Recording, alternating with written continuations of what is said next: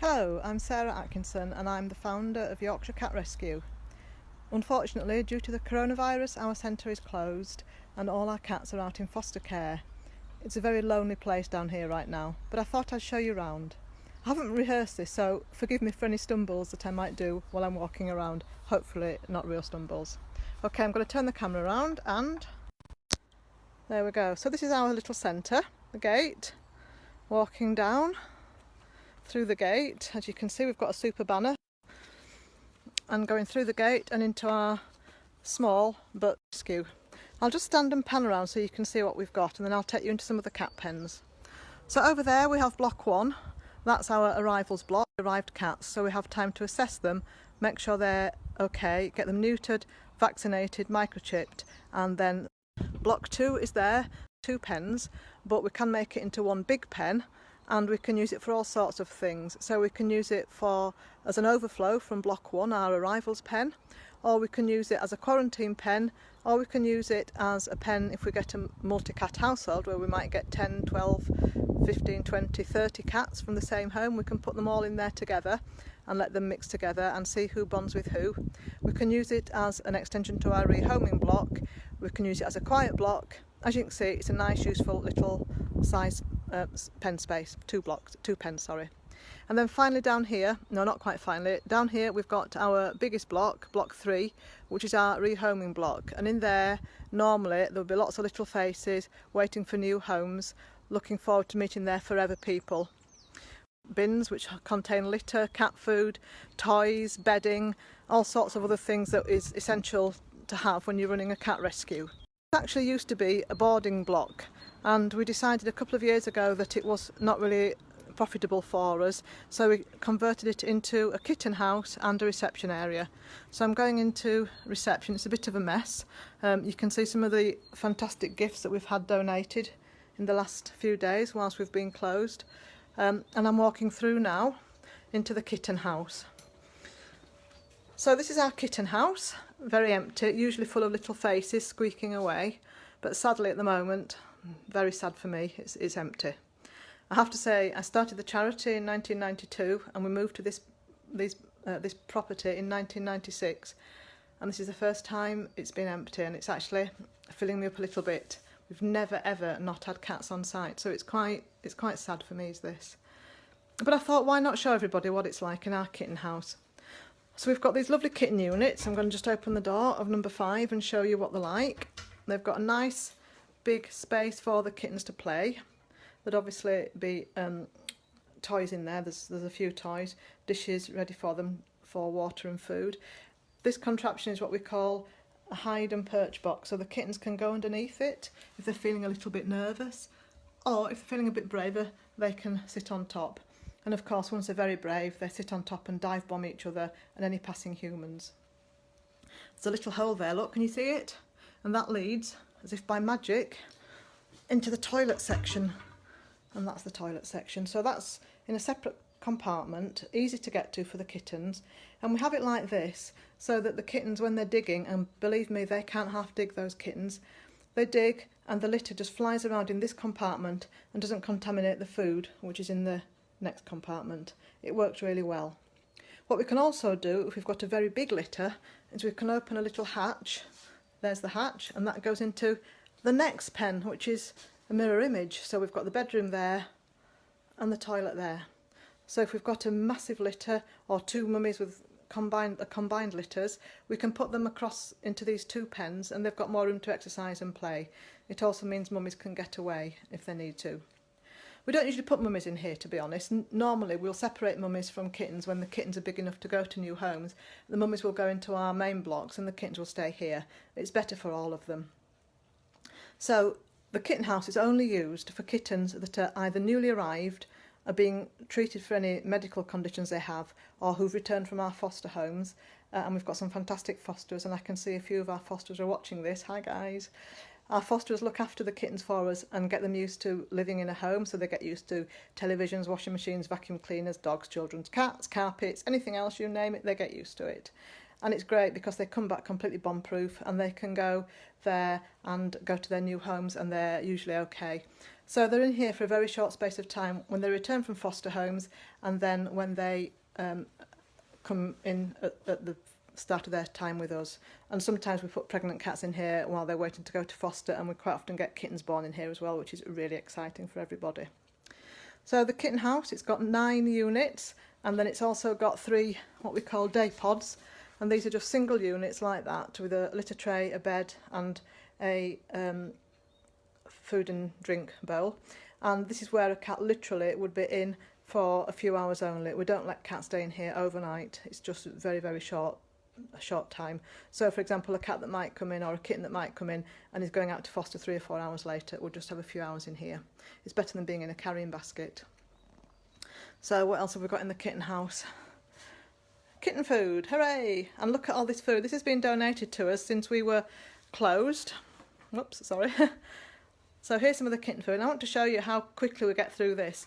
1 box of kitten food.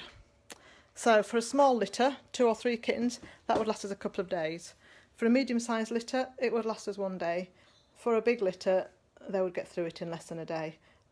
That food there, which has been donated, and thank you to everyone who's donated to us recently, that food will be gone, I would think, in a week or less, much less actually, once we get back open again. We also use dry food. That's a good brand. We like that type. And that again, they go through that very quickly. Mummies and babies can eat that. So people think, gosh, you've got a lot of food. Yeah, we have, but we've got a lot of cats as well. So we do go through it very, very quickly. This is a nice warm room. It's got heating. It's also got underfloor heating so that it's always at a nice ambient temperature. And it has the sun coming through in the afternoon, so it does make it very nice. So that's that. Oh, one more thing to show you. Our fantastic selfie frame. We hope people will take photographs of this when they're adopting from us, and they can put that on Facebook and help spread the word about our wonderful little cat rescue. Leaving the Kitten House now, we've got our newest room. She says, trying to open the door. This is our examination room, and in here we've got a table, scales, and you can see there's a chest which has got some medicine in it, and also the fridge that's got medicine in that's got to be kept cold. This is a room where we would do examinations of cats when they arrive, kittens when they come back from foster, and any cats that maybe need a little bit of extra treatment that we don't feel we can give to them when they're in their own pens. Lots of information on the walls, check your cat's body score, etc. Always very useful. So back into reception now, coming along into reception, and this is the hub of activity. I'll show you our very, very sad homing board. There it is, completely empty. Incredibly sad for me to see this. It upsets me when there's 2 empty pens, never mind when there's 18, and an empty kitten house board as well. Very, very sad. I'm looking forward to the day when we can welcome all our foster cats back, and when we can welcome all our staff back, all our fosterers, all our volunteers, and of course all our customers. So I'm going to take you now into block 3, which is our rehoming block. Just push the door open. I remembered to unlock it earlier. Whoops, she says knocking it. So it's a nice long corridor. We actually designed this ourselves. We looked at units we could buy off the shelf, as it were, and they weren't quite what we wanted. So we decided that we'd design our own, and we got funding and we got it built, and it's been great. And it's basically got 10 pens in it as this block. Some of them show hasty exit as we took the cats out. We've not had a chance to clean that yet, but we'll get that cleaned. But I'm going to take you into one of the pens that's ready. So we'll go into number 14. Sounds a bit like a prison door, doesn't it, when I open it? So each pen has got the hide and perch that you saw in the Kitten House, and incidentally, I think you can get those. We got them from Cats Protection, which is a national charity. Someone's asked. I'm not sure how much they cost. Anyway, we got them from Cats Protection. The whole contraption consists of 3 units, which is the hide and perch at the top, the table, which is actually covered in blankets, and then a 3rd unit down here, which is actually, I'll just take that blanket up and show you, which is actually a step up, but it's also got, as you can see, a hidey hole at the bottom, so the cats can hide under there if they want to. It just makes it nice and easy for them. Put that back. So it just makes it nice and easy for them to jump up and down if they want to. As I say, they can hide underneath there when they come in and when they're a bit scared. Cats like to be safe, they like to be in a hiding place. And then they can sit on the top and kiss your head or swipe you depending on their mood as they get more confident being in the rescue. And rescue is a good place for cats, but it's nothing like as good as a home, which is the reason we moved all the cats out into foster for the duration. Virtually all the pens have got an outside run, a few don't, which I'll explain in a moment. So they've all got a cat flap which we can lock, and of course in the summer we can open the doors. And again outside, as you'll see, they've got the table, the hide and perch and the step up, and a lot of them have also got a pod where they can hide inside there or sit inside there if they want to. And they can look up the drive, up the gate, as you can see when I came in just now, and they can see who's coming to adopt them. How exciting for them. Just what we want. We have a few beds like this as well. These are actually very expensive beds, but the cats love them. They're called Hepper, I think. Hepper, H-E-P-P-E-R beds. And the cats love them. They jump inside them and they can snuggle up and feel nice and safe inside each of these beds. We also have in each pen, we have their own dustpan and brush, grooming comb or brush and litter scoop, so we don't risk contaminating cats if anything's carrying anything that we don't know about. And each pen's also got a square of carpet or something similar for the cats to scratch on, and all the soft bedding goes with them. I'm just going to show you somebody who's crept in behind me. That's Rocky. Rocky! That's my cat, Rocky, who's finding himself in a very strange world. Hi, Rocky, you're on TV.